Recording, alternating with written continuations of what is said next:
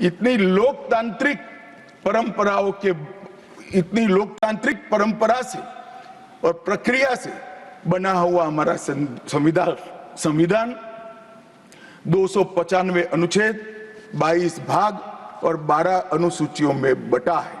और ये सभी संविधान के अनुच्छेद, भाग और अनुसूचियां हैं, वो विश्व में कोई भी संविधान से ज्यादा उदात्त और उत्तुंग मानव मूल्यों का सृजन करने वाले रहे हैं मान्यवर। इसलिए हम सबको इस पर गर्व है और हम सब ये संविधान को हमेशा मस्तक झुकाकर प्रणाम करते हैं।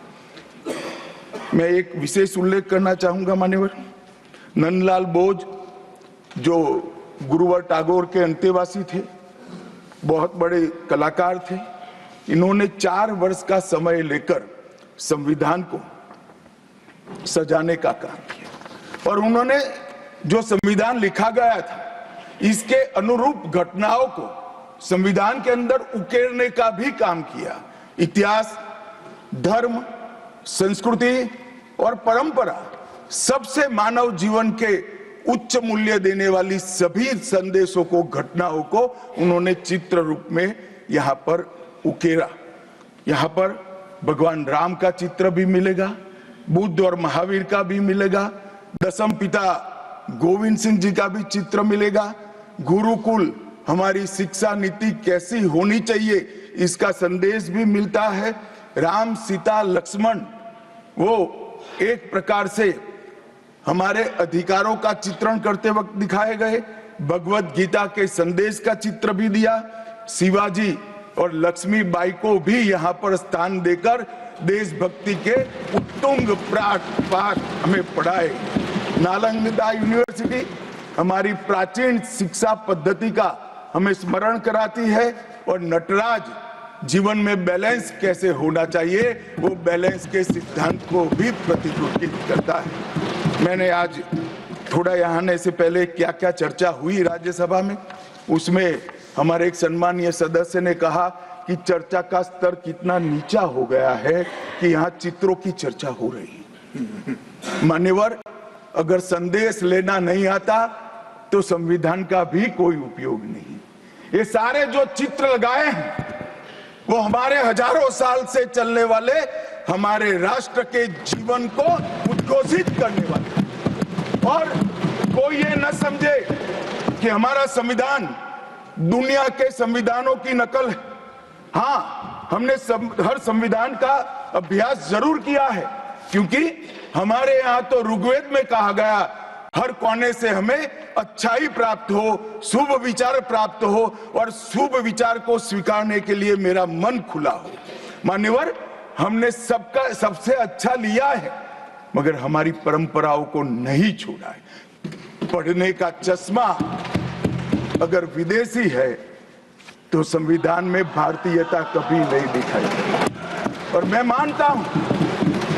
मानता हूं कि जिसने भी संविधान को सिर्फ शब्दों में छापा है और चित्रों को निकाल दिया है, उन्होंने संविधान की भावनाओं के साथ छल किया है। चित्र बगैर का संविधान अधूरा संविधान। मान्यवर, इसके अंदर संविधान सभा में राजेंद्र प्रसाद जी, राजेंद्र बाबू अध्यक्ष बने, डॉक्टर BR आंबेडकर, सरदार पटेल, जवाहरलाल नेहरू, श्रीमान काजू, KT Shah, Iyengar, Maulana Azad, Shyama Prasad Mukherjee, doctor Radhakrishnan, KM Munshi, ऐसे विद्वानों ने अनेक चर्चाओं में हिस्सा लेकर संविधान को समृद्ध और संपूर्ण बनाने का काम किया। परंतु इतना ही नहीं, संविधान सभा के जो सदस्य थे इसके अलावे भी विवेकानंद, महर्षि अरविंद, महात्मा गांधी, गोपाल कृष्ण गोखले, तिलक महाराज, वीर सावरकर, लाला लजपत राय और राष्ट्र, लोकतंत्र और हमारी परंपराओं में उच्च मूल्यों को स्थापित करने वाले हर महापुरुष की भावनाओं का ये महापुरुषों ने उल्लेख कर कोई न कोई सिद्धांत को प्रस्तापित किया है। मान्यवर, जब इतने सारे मनुष्यों का अच्छा विचार जिस संविधान में हो उसको सफल होना ही था। ये संविधान सफल होने के लिए संविधान सभा की चर्चा अगर कोई ध्यान से पढ़ेगा तो वेद, उपनिषद, चाणक्य नीति, विदुर नीति, शांति पर्व, रामायण और महाभारत, इसमें से निपजे हुए मानव जीवन के सभी मूल्यों को भी इसके अंदर हमने समाने का प्रयास किया था। मान्यवर, 75 साल हो गए संविधान को किस प्रकार से हमारे राजनीतिक दलों ने और हमारी पॉलिटिकल पार्टियों के साथ साथ हमारी सरकारों ने भी किस प्रकार से आगे बढ़ाया, इसकी भी चर्चा जरूर होनी चाहिए। मैं मानता हूं ये चर्चा समय उचित होगी। हमारे संविधान की रचना के बाद डॉक्टर आंबेडकर ने बहुत सोच समझकर एक वाक्य किया था। मैं आंबेडकर जी के वाक्य को सदन के सामने प्रस्तुत करना चाहता हूं। कोर्ट, कोई संविधान कितना भी अच्छा हो वह बुरा बन सकता है अगर जिन लोग पर उसको चलाने की जिम्मेदारी है वो अच्छे न हो। उसी तरह से कोई भी संविधान कितना भी बुरा हो वो अच्छा साबित हो सकता है अगर उससे चलाने वालों की भूमिका सकारात्मक और अच्छी हो।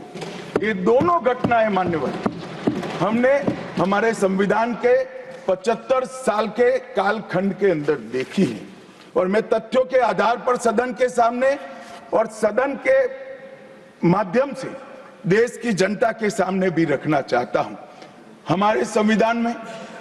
हमारे संविधान को कभी भी अपरिवर्तनशील नहीं माना गया। समय के साथ साथ देश भी बदलना चाहिए, समय के साथ साथ कानून भी बदलने चाहिए और समय के साथ साथ समाज भी बदलना चाहिए। परिवर्तन ये जीवन का मंत्र है, सत्य है।